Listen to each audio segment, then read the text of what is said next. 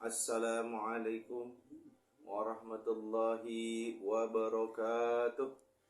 Alhamdulillah. Alhamdulillahilladzi nahmaduhu wa nasta'inuhu wa nastaghfiruh wa na'udzu billahi min shururi anfusina wa min sayyiati a'malina.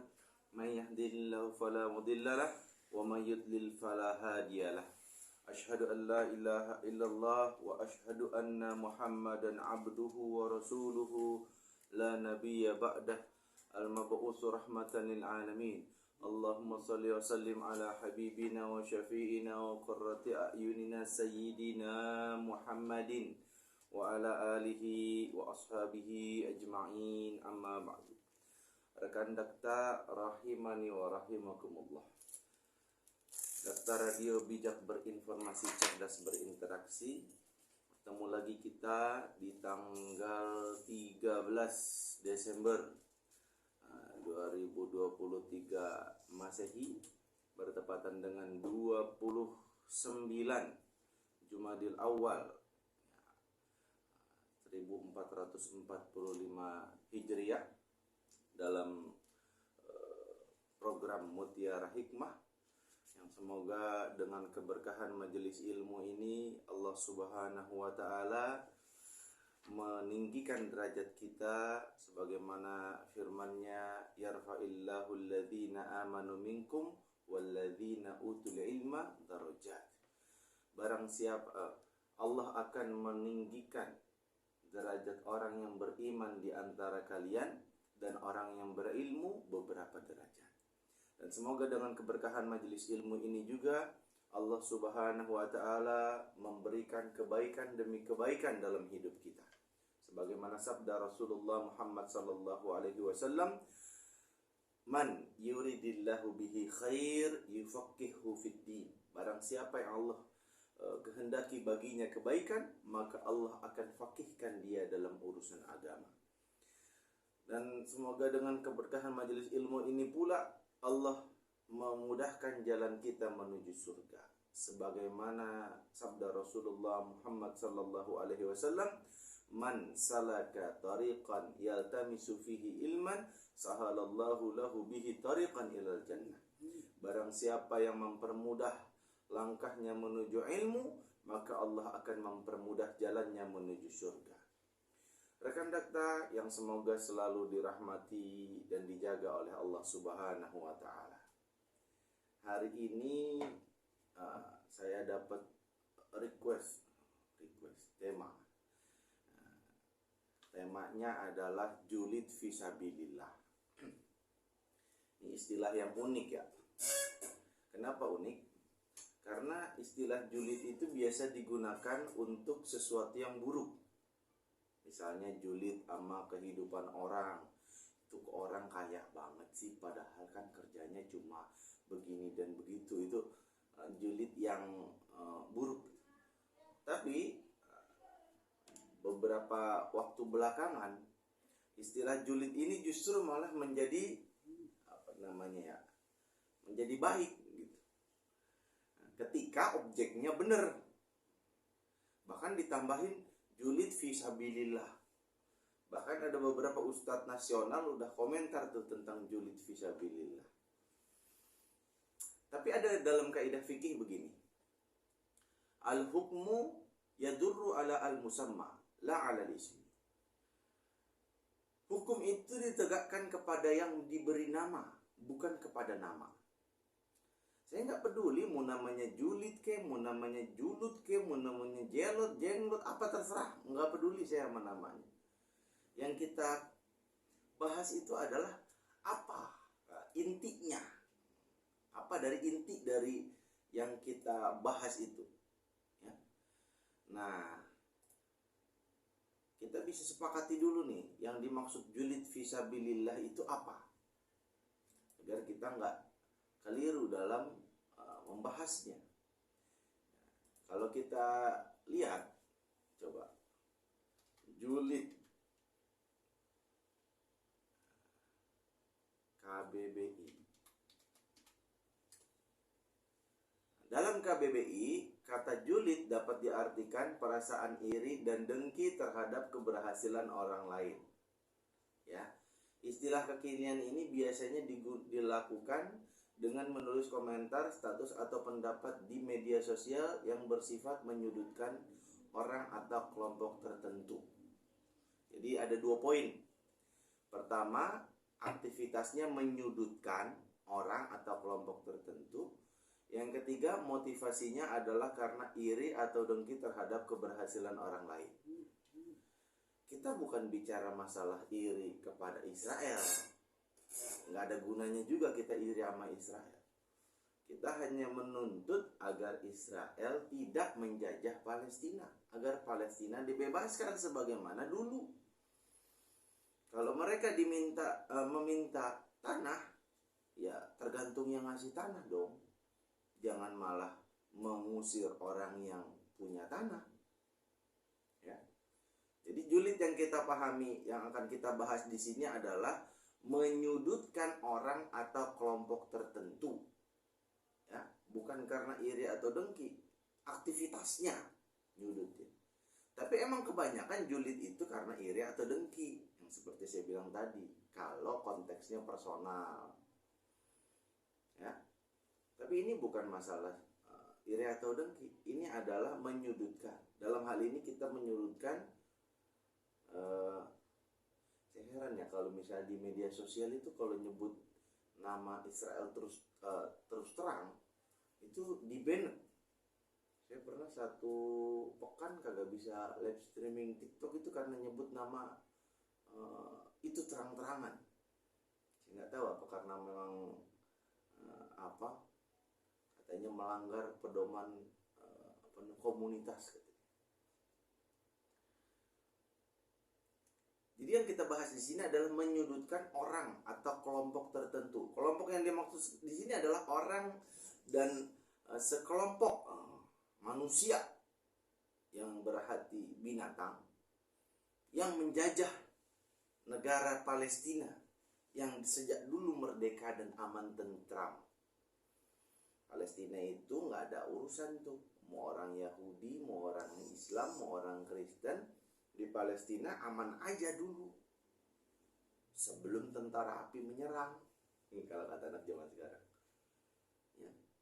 Setelah mereka datang ke Palestina dengan alasan minta bantuan, karena konon katanya entah benar entah enggak mereka dibantai di Jerman. Ya. Holocaust kalau nggak salah istilahnya. Dan konon katanya 6 juta orang Yahudi dibantai oleh Nazi di Jerman. Konon. Kalaupun cerita itu benar, ya faktanya banyak ilmuwan yang meragukan dan menegasikan fakta itu. Dan itu juga bukan fakta. Katanya adalah halusinasi. Kalaupun benar jumlahnya 6 juta dibantai, oke. Mereka datang ke Palestina sebagai pengungsi. Kalau pengungsi ya tergantung negaranya mau bagaimana. Tapi yang terjadi mereka sudah membantai kaum muslimin di Palestina. Nah kita nih sebagai orang Islam, apalagi generasi Gen Z. Kalau saya hitungannya milenial karena saya tahun 88 lahirnya. Kalau Gen Z itu ya yang lahir tahun 2000-an. 2000-an itu Gen Z, bukan Gen Z, Gen Z. Gen itu generasi, Z itu Z huruf terakhir dari alfabet. Saya nggak tahu nih abis Z apa langsung kiamat apa generasi apa nih namanya. Kalau udah Z kan udah selesai ya. Apa ntar ada istilah lain, generasi AB, generasi BC, CD atau gitu kan ya arti saya. Nah bagi Gen Z yang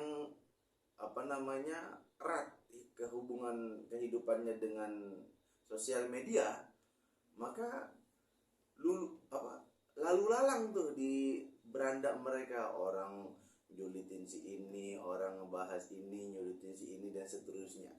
Ya mungkin mereka mikir, kalau daripada gue ngejulitin orang dapat dosa, yang mendingan gue ngejulitin penjajah. Dan ternyata efeknya luar biasa. Ya, dan ternyata efeknya luar biasa. Sampai bisa karena di-report sama kaum muslimin, dan bukan cuma kaum muslimin, orang Kristen dan agama-agama lain, karena ini isunya bukan isu agama semata, tapi ini juga isu kemanusiaan. Ya, akhirnya bisa dahsyat itu, luar biasa. Orang yang jadi influencer pendukung penjajah itu, saya nggak mau sebutin namanya lah, ntar malah jadi di blacklist lagi, ntar nggak bisa live streaming lagi. Penjajah Palestina, negara yang menjajah Palestina, itu efeknya luar biasa. Nah, sekarang kita akan bahas secara ilmiah bagaimana hukum julid fisabilillah. Ada nggak dalil yang bicara tentang julid fisabilillah itu dalam Al-Quran? Kalau pertanyaannya apakah ada, jawaban sederhananya ada. Apa dalilnya? Ada dua paling tidak. Yang pertama dalil umum, yang kedua dalil khusus. Apa dalil umumnya? Surah Al-Baqarah ayat 193. Kita baca dulu ya, 193. A'udzu billahi minasy syaithanir rajim. Bismillahirrahmanirrahim. Waqatiluhum hatta la takuna fitnatun wa yakuna ad-dinu lillah. Fa in intahu fala udwana illa 'alal zalimin. Fa in intahu, ya, fa maka, fa in intahu maka, kok fa in intahu, maaf salah. Wa qatiluhum, wa dan qatiluhum, perangilah. Siapa? Hum, mereka. Siapa yang diperangi? Orang yang memerangi kaum muslimin. Jadi jihad dalam pandangan Islam itu adalah memerangi orang yang memerangi kaum muslimin.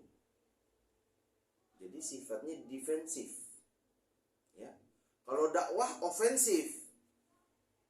Dakwah itu sifatnya ofensif.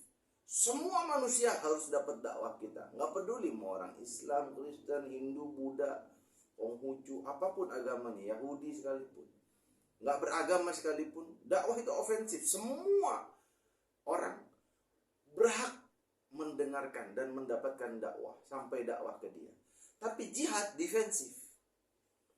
Jihad dilakukan hanya ketika dakwah dihalang-halangi atau bahkan dipersekusi. Nah, di situ jihad memainkan peran. Model apa jihad yang kita lakukan? Tergantung musuh ngerjainnya apa. Kalau Indonesia zaman dulu diperangin sama Belanda, sama Jepang, sama Amerika, Inggris, tentara sekutu, banyaklah penjajah, ada 7 kalau nggak salah penjajah di Indonesia. Mereka menjajah Indonesia dengan senjata kekuasaan, ya kita lawan dengan senjata. Ya. Kita rebut kedaulatan kita. Ya. Kalau mereka mau memerangi kita dengan sosmed, kita perangi mereka dengan sosmed. Mereka perangi kita dengan ekonomi, kita perangi mereka dengan ekonomi. Dengan apapun mereka memerangi kaum muslimin, maka dengan itulah kita memerangi mereka. Itu adil namanya.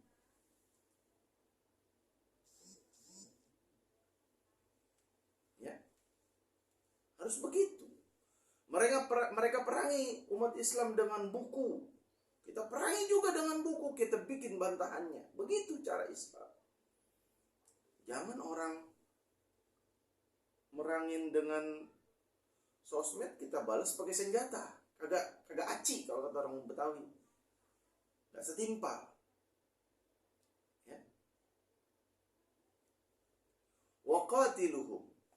Sampai kapan kita memerangi orang yang memerangi kita? hatta la takuna fitnatu wa yakuna ad-dinu lillah. Ya. Sampai tidak ada lagi fitnah dan ketaatan itu, agama itu hanya untuk Allah Subhanahu wa taala. Fa in tahau, dan jika mereka berhenti, fala udwana, maka tidak ada lagi permusuhan, illa kecuali ala az-zalimin, illa ala az-zalimin, kecuali kepada orang-orang yang zalim. Jadi Islam itu agama yang sangat menekankan kepada keadilan. Orang merangin kita, kita boleh perangin balik sesuai dengan cara mereka merangin kita. Tapi kalau mereka berhenti, kita harus berhenti juga merangin mereka. Jangan orang udah berhenti merangin kita masih perang baik, nggak boleh. Illa ala zalimin, kecuali kepada orang yang zalim. Ya, kita bahas tafsirnya. Al-Baqarah 193. Ya. Al-Baqarah 190.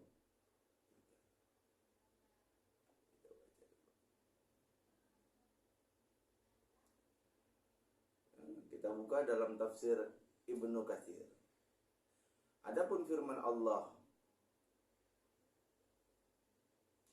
la takuna fitnah, sehingga tidak ada lagi fitnah. Yang dimaksud dengan fitnah menurut Imam Ibnu Katsir dalam ayat ini adalah kemusyrikan. Menurut Ibnu Abbas, Abul Aliyah, Mujahid, Al-Hasan, Qatadah, Ar-Rabi, Muqatil, Ibnu Hasan, As-Sadi, dan Zaid bin Aslam. Ya, itu menurut mereka.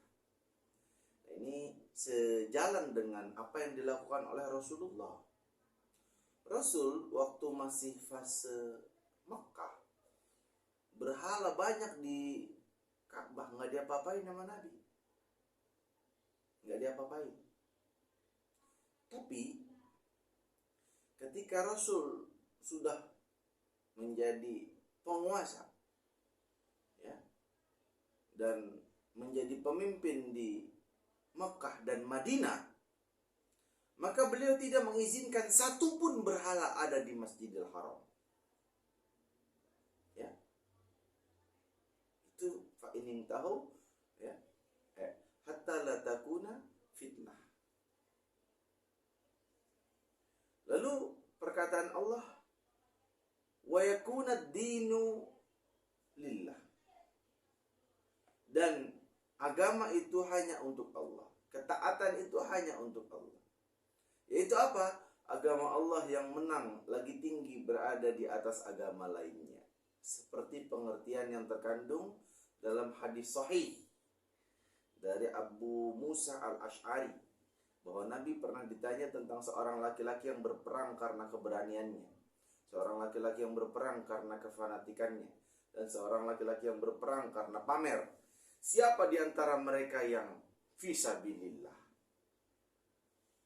Maka kata Nabi, siapa yang berperang demi meninggikan kalimat Allah, maka dia yang berperang fisabilillah. Masya Allah.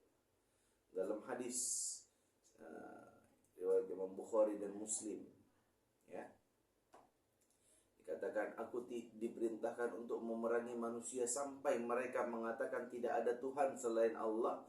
Apabila mereka mau mengucapkannya, berarti mereka memelihara darah dan harta mereka dariku, kecuali dengan alasan yang hak. Sedangkan perhitungan mereka yang ada dalam hati mereka diserahkan kepada Allah Subhanahu wa ta'ala. Ini hadis sering dipakai sama orang yang benci sama Islam. Lalu mereka mengatakan, tuh buktinya Islam agama teror. Nabinya aja diperintahkan untuk memerangi manusia. Manusia yang mana? Manusia yang memerangi Nabi. Jadi ini hadis konteksnya dalam kondisi perang. Nggak boleh dalam Islam orang nggak ngapa-ngapain lantas diperangin. Nggak ada itu ceritanya. Karena dalam hadis yang lain, hadis sahih riwayat Imam Bukhari, man azza zimmiyan faqad azani. Barang siapa yang menyakiti kafir zimmi, maka sama seperti menyakiti saya. Kafir zimmi itu siapa? Orang kafir yang kagak nyakitin umat Islam, nggak merangin umat Islam, ada dalam naungan umat Islam, itu kafir zimmi. Kalau kafir zimmi nggak boleh kita sakitin, karena itu sama seperti menyakiti Nabi. Tuh bayangin tuh, bukan sekedar dilarang nyakitin, tapi kalau kita nyakitin sama seperti nyakitin Nabi. Bagaimana mungkin lantas Nabi diperintahin untuk nyakitin mereka? Bukan mereka yang damai yang dimaksud, tapi mereka yang memerangi kaum muslimin terlebih dahulu. Itulah yang diperintahkan untuk diperangi oleh Allah Subhanahu wa taala, diperintahkan kepada nabinya. Ya. Itu pun kalau mereka masuk Islam dalam peperangan, nggak boleh dibunuh. Ada seorang sahabat, mohon maaf saya lupa namanya siapa. Pas lagi perang berkecamuk, tiba-tiba musuhnya sahadat masuk Islam. Kan dia bilang, loh, kok malah sahadat? Alah, lu mah pura-pura doang. Bilang aja lu takut bunuh. Dibunuh sama sahabat ini. Sampai berita itu ke Nabi, marah Nabi. Ya. Lalu Nabi bertanya kepada dia dengan pertanyaan marah. Apakah kamu sudah, kan ditanyaan, kenapa kamu bunuh dia padahal dia udah syahadat? Dijawab, sahabat ini jawab, dia itu syahadat pura-pura ya Rasul. Dia cuma takut sama mata pedang saya. Apa kata Rasul? Apakah kau sudah belah dadanya dan melihat isi hatinya? Ini kalimat majaz. Karena nggak mungkin kita belah dada lantas ada huruf di hati, itu nggak mungkin, mustahil. Itu majaz. Intinya perasaan orang itu nggak ada yang tahu. Dalamnya laut dapat diukur, dalamnya hati siapa tahu. Itu ungkapan. Ya.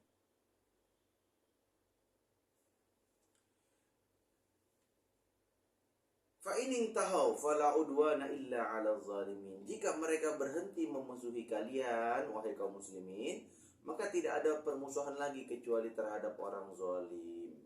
Siapa orang zalim yang dimaksud? Yaitu jika mereka tidak melakukan kesyirikan lagi dan tidak memerangi orang mukmin lagi, maka cegahlah diri kalian dari memerangi mereka. Karena sungguhnya orang yang memerangi mereka sesudah itu, justru mereka lah orang zalim. Justru kalau kaum muslimin musuhnya udah minta damai, kita masih perangin, kitanya yang jadi zalim. Nggak boleh. Dan tidak ada lagi permusuhan kecuali terhadap orang zalim. Ya. Demikianlah takwil atau penafsiran dari Mujahid, ya. Seorang tabi'in namanya Mujahid. Ya, ini tidak ada lagi peperangan kecuali terhadap orang yang memulai peperangan itu. Atau makna yang dimaksud adalah mereka berhenti membunuh kalian. Berarti kalian telah bebas dari gangguan perbuatan aniaya mereka, itu kemusyrikan mereka. Maka tidak ada lagi permusuhan terhadap orang mereka sesudah itu. Jadi yang dimaksud udwan dalam ayat ini itu artinya membalas. Membalas, memerangi. Kita diperangi, kita balas. Ya. Bukan diperangin lantas kita pasrah. Kalau diperangin lantas kita pasrah, seperti dalam keyakinan agama lain, kalau ditampar pipi kanan kalian, berikan pipi kirimu. Ya. Kalau konteksnya kayak begitu, nggak bakalan Indonesia merdeka. Indonesia merdeka itu dengan jihad, komando jihad, fatwa para ulama semua turun. Ya.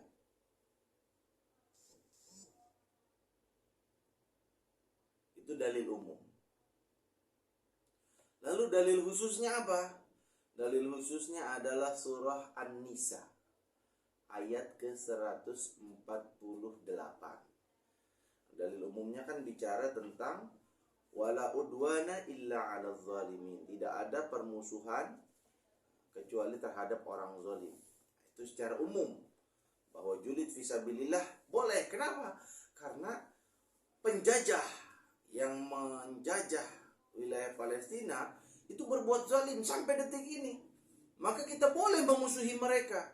Karena fala udwana illa 'alal zalimin. Tidak ada permusuhan kecuali terhadap orang-orang zalim. Itu dalil umum. Lalu dalil khususnya. Lalu dalil khususnya mana? Kan kita nanya tuh. Dalil khususnya mana tentang perkataan buruk itu? Kan tadi kita bahas definisinya ya. Kita sepakati bahwa yang dimaksud dengan julid fisabilillah itu artinya menyerang orang atau kelompok tertentu, menyudutkan mereka karena mereka berbuat zalim. Nah, makanya ada fisabilillah. Dalil khususnya surah An-Nisa ayat 48. A'udzu billahi minasy syaithanir rajim. Bismillahirrahmanirrahim. La yuhibbullahul jahra bis-su'i minal qawli illa man zulim. Wa kana Allahu sami'an 'alima. La yuhibbullah, Allah tidak mencintai, Allah enggak suka. Al-jahra, terang-terangan, bisu, perbuatan buruk, minal qaul, dari perkataan. Jadi Allah tidak suka perkataan buruk yang dikatakan terang-terangan. Illa, kecuali manzulim, ya, orang yang dizolimi. Jadi orang yang dizolimi itu boleh mengatakan perkataan yang buruk secara terang-terangan. Tentu perkataan yang buruk di sini terbatas. Ya. Jadi kaidah fikihnya begini. Ad-dararu yuzal. Itu qawaidul khamsah tuh. Kemudaratan harus dihilangkan. Karena kemudaratan harus dihilangkan, maka Allah berkata, Allah tidak menyukai perkataan buruk terang-terangan. Nah, itu yuzal. Kaidah keduanya, turunannya, ad-darurah tubihul mahjurah. Keadaan darurat membolehkan sesuatu yang sebelumnya dilarang. Apa yang sebelumnya dilarang? Perkataan buruk terang-terangan. Dalam kondisi umum dilarang. Tapi dalam kondisi darurat menjadi boleh. Makanya ada pengecualian. Illa man zulim.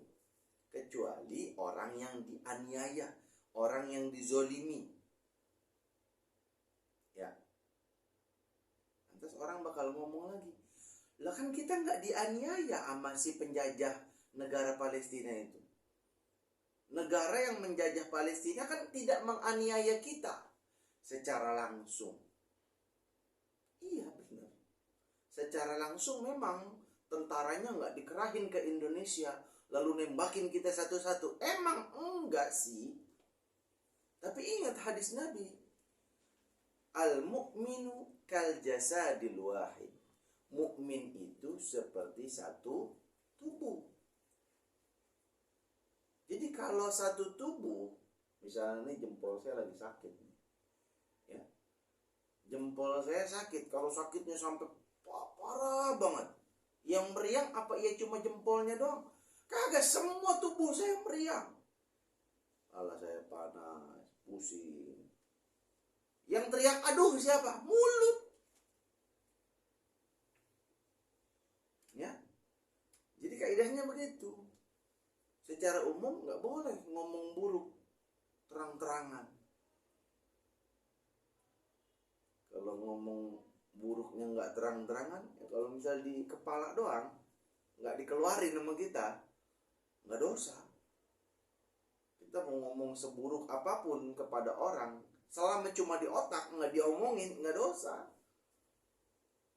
Itulah bersyukurnya kita otak nggak dihisap sama Allah dalam urusan begini-begini.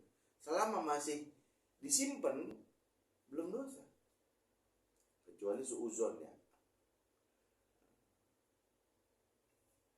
Maka kata illa man zulim ini yang jadi dalil bolehnya julid fisabilillah. Nah, kita bahas nih biar kita nggak utak-atik gatuk. Dari Ibnu Abbas ya, bahwa Allah tidak menyukai orang mendoakan kecelakaan terhadap orang lain kecuali jika ia dianiaya olehnya. Maka di saat itulah Allah memberikan rukhsah kepadanya untuk mendoakan kecelakaan terhadap orang yang berbuat aniaya kepadanya. Jadi jahra bisu'i minal qaul itu maksudnya adalah mendoakan keburukan dan kecelakaan kepada orang yang menzalimi. Ya. Kita boleh ngedoain keburukan buat orang-orang yang menzalimi saudara kita di Palestina. Makanya kalau dalam doa-doa itu biasanya Allahumma ahlikil kafarata wal musyrikin wa syaddid syamlahum wa farriq jam'ahum wa zalzil aqdamahum. Itu kan doa kecelakaan buat mereka. Mereka siapa? Yang memusuhi kaum muslimin, yang menyengsarakan kaum muslimin. Saya ngomong menyengsarakannya bener ya.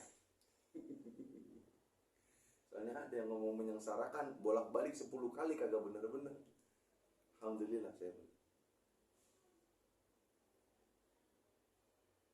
Itu penafsiran yang pertama.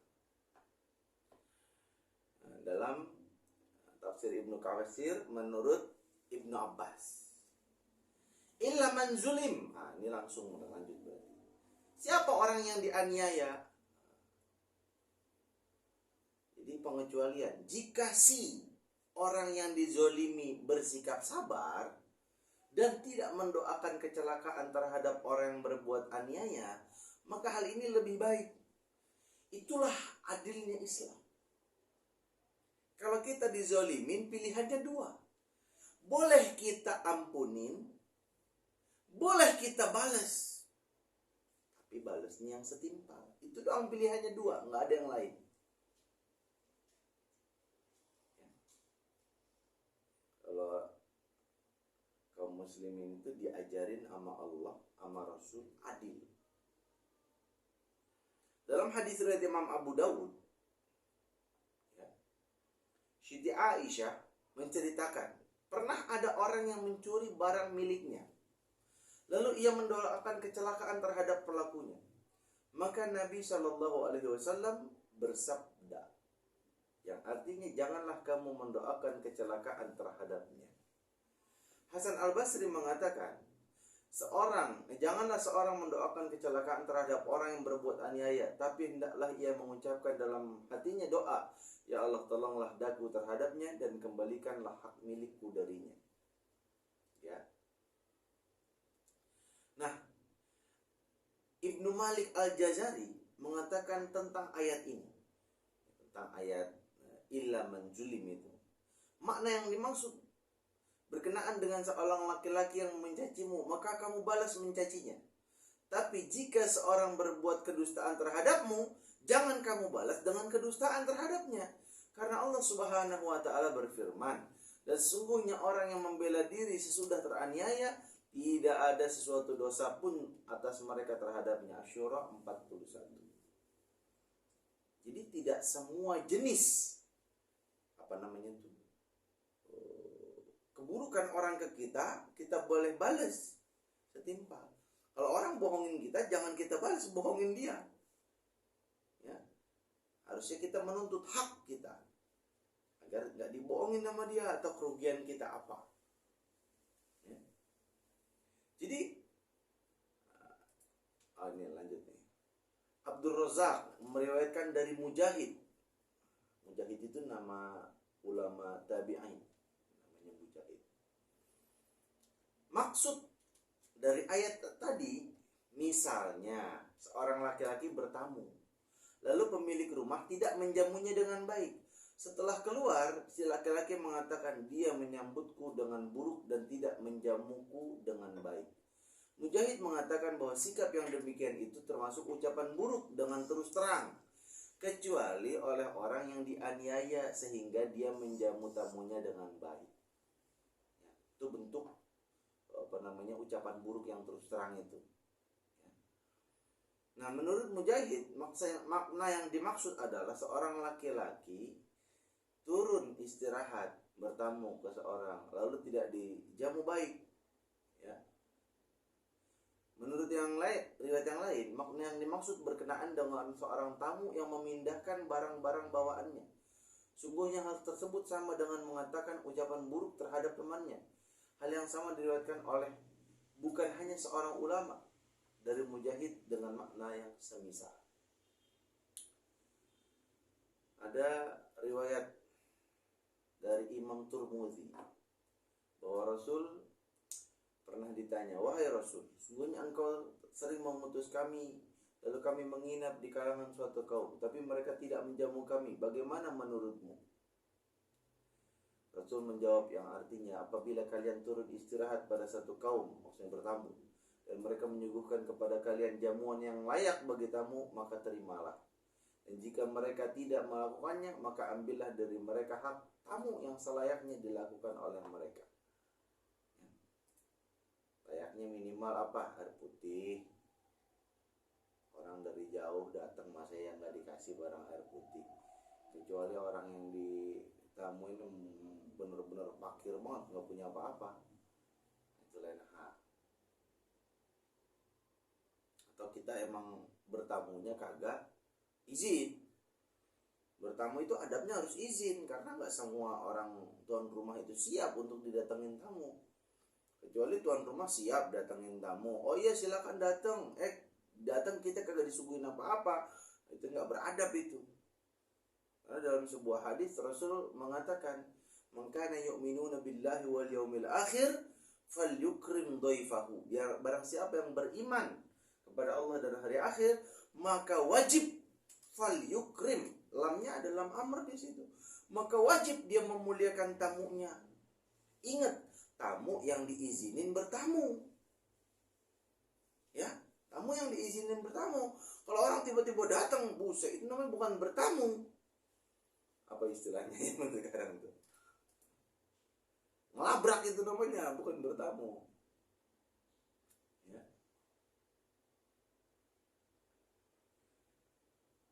Jadi dalam Islam, Allah membolehkan kita melakukan dua hal ketika kita mendapat keburukan dari orang. Pertama, kita ampuni, kita maafkan.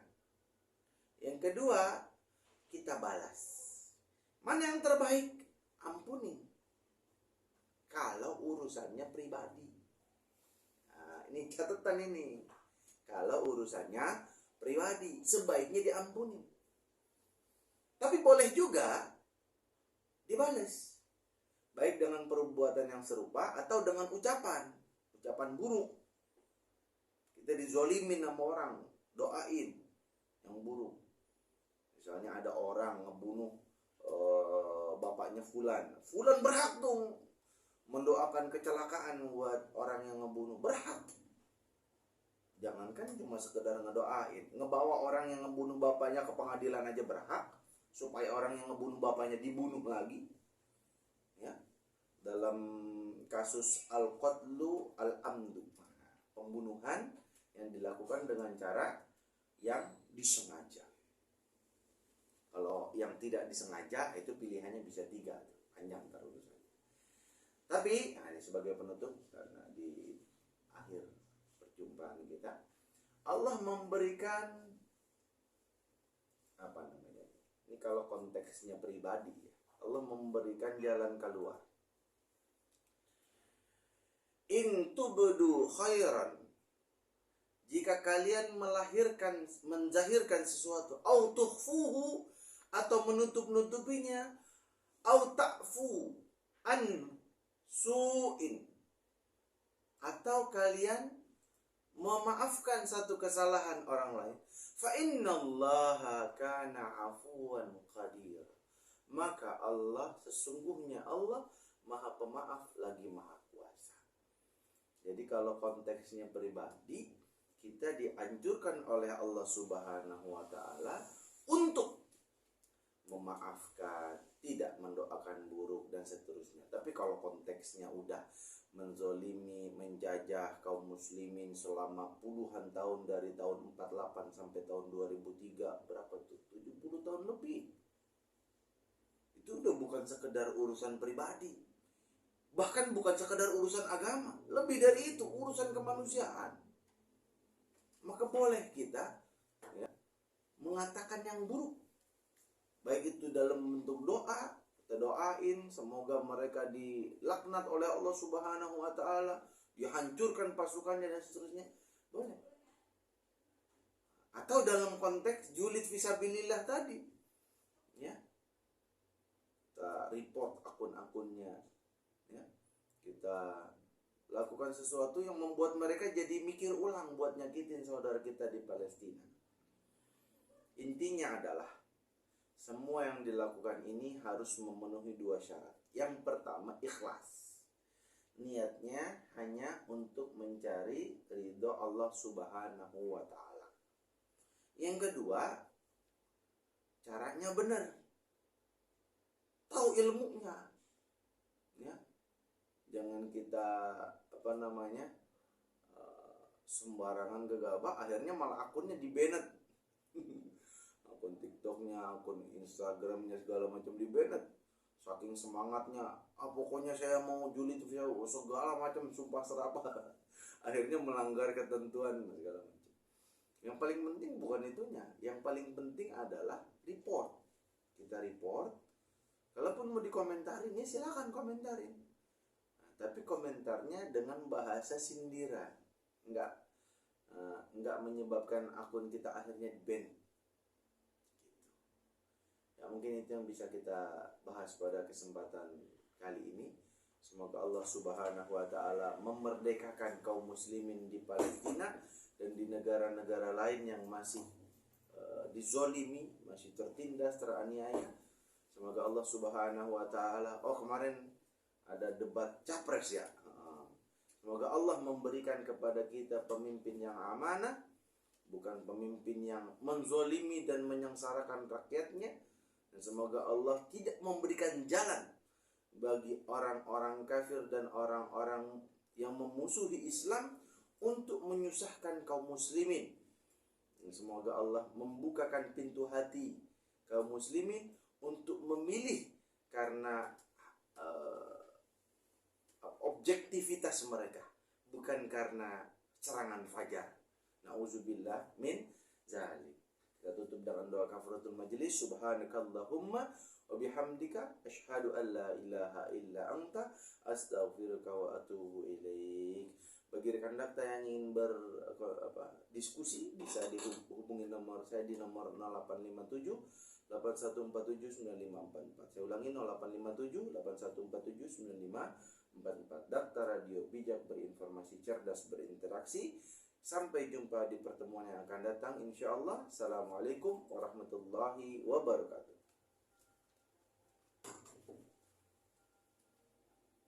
Waalaikumsalam Ustaz. Terima kasih. Lanjut. Safakillah. Musafakil. Siapa kalau mana itu? Ini siapa yang sakit? Sukron.